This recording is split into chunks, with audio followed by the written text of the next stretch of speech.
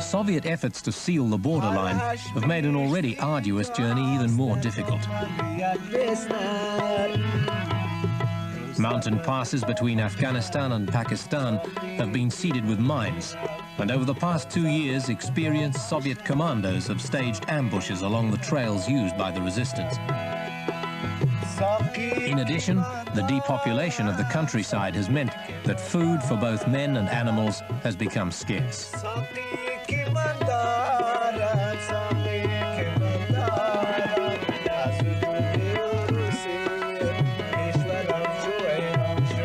Probably the longest and most treacherous trail of all is that across the towering ranges of the Hindu Kush. Setting out from sanctuaries in northern Pakistan, the Mujahideen cross a series of passes at around 16,000 feet and may take up to 3 weeks to reach the Panjshir Valley, gateway to northern Afghanistan.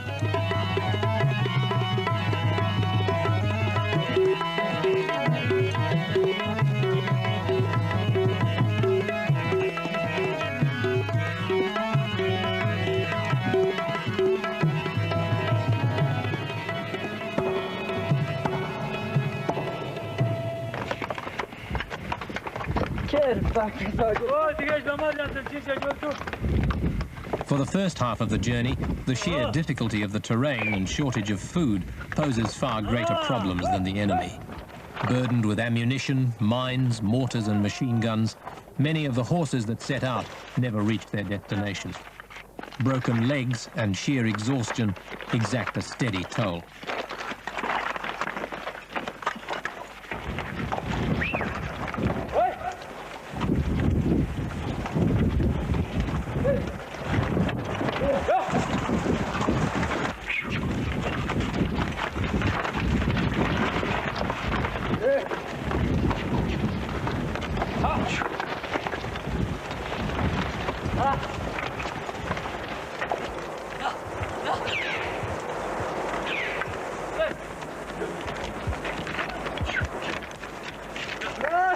But as the convoy nears the Panjshir Valley, the threat of airstrikes by Soviet jets based only minutes flying time away near the capital, Kabul, becomes ever more real. To avoid being caught on exposed mountain passes, the Mujahideen are forced to move under cover of darkness.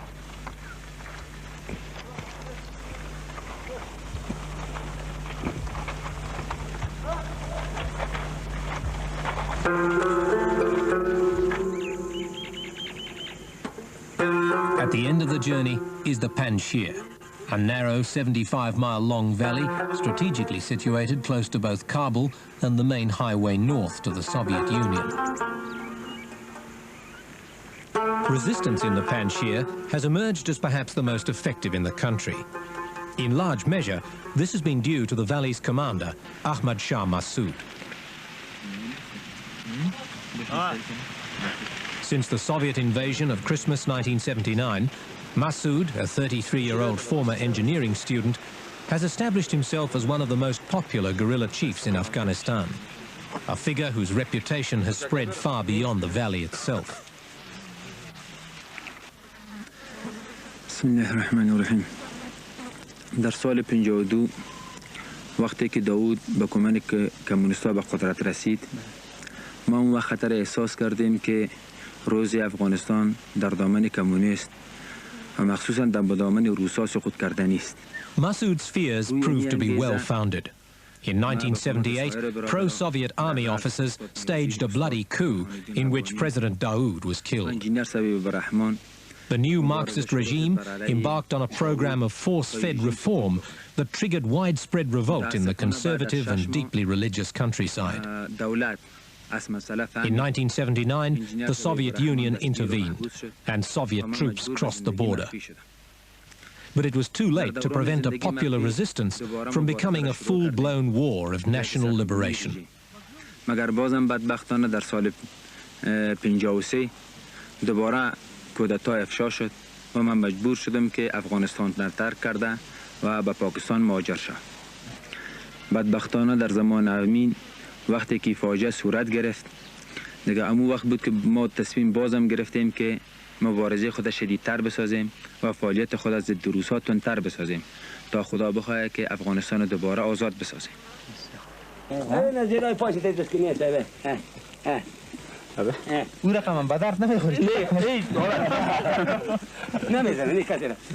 Despite his relative youth, Massoud's authority in the Panjshir stands unchallenged.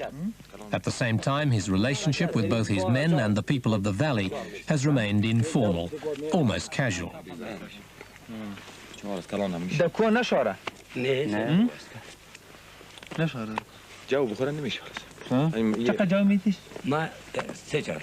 ما تر میکنم در تشت همین ولی دست جاو ترکایی مونده تر میکنم پومی بازم رو بخش میده خب تا میکنم استاد میباشد سه چهارنگ در آکرام و در کوتن کم ولی ما چقدر بتینیم شما بخش نه شما بخش یکی نمیچاره کنیم چون یک چهارنگ دیگه بتید میکره شما فکر نگشتن نه ما تو ورش نشم ولی میخواستم تو بخش می کلا میتونی که فوش بالا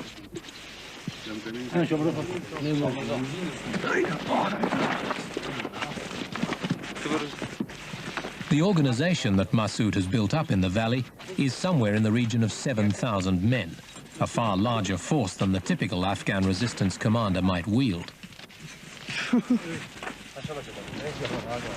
A senior assistant to Massoud offered reasons for the success of the Panjshir resistance. First of all, of course, help of God. Secondly, as I see it, which differs from other parts of Afghanistan, is an effective guerrilla order. Secondly, unity inside the valley, amongst all the bases in relation to commander himself. Thirdly, which is more important, is an effective and efficient leadership, which has got very good plans in mind, on paper and practice.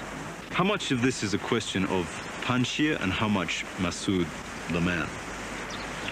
Both Panjshir and Massoud. Leadership is very important in a guerrilla warfare. He has become and proved to be a charismatic guerrilla leader of Afghans inside Afghanistan.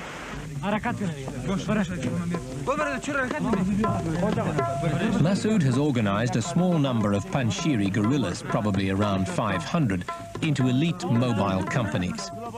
Better trained and better armed than their village-based comrades, these units travel beyond the valley, striking at Soviet bases and lines of communication. Repeatedly hit by Panjshiri guerrillas has been the Salang Highway, a vital communications link between the capital, Kabul, and the Soviet Union.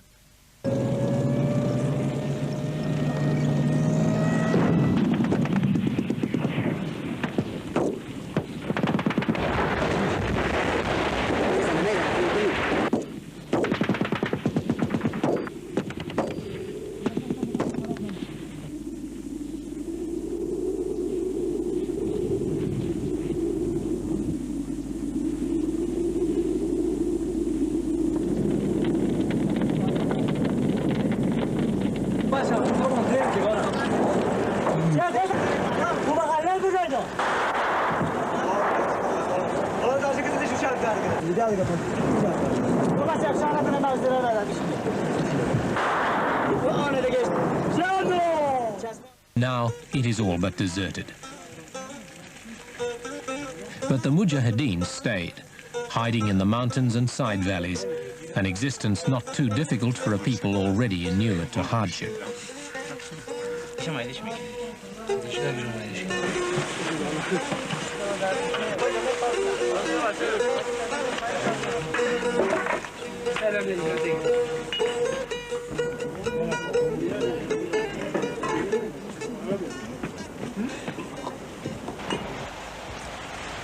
And in the high villages above the valley, the guerrillas maintained agricultural production using methods that had changed little in centuries.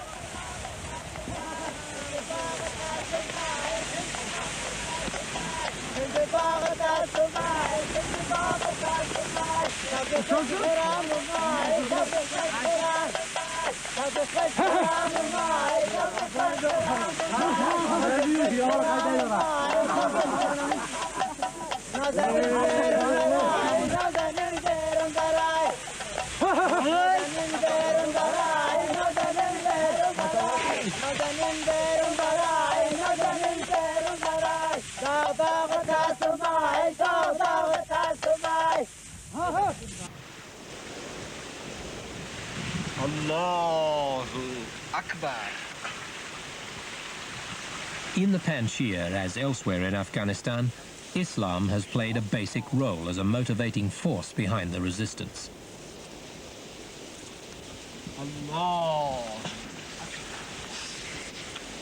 A devout Muslim who, along with his men, prays 5 times a day, Massoud was involved in the Islamic revivalist movement from his student days at Kabul Polytechnic.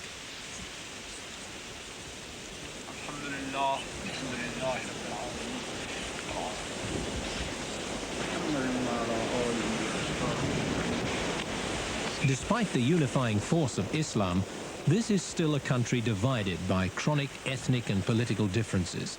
And Massoud is unusual in having forged an impressive degree of political cohesion within the Panjshir and adjacent regions. For much of Afghanistan, unity has remained an elusive factor. Today, Massoud's loyalties are to one of the leading Afghan fundamentalist parties based in Pakistan, the Jamiat-e-Islami.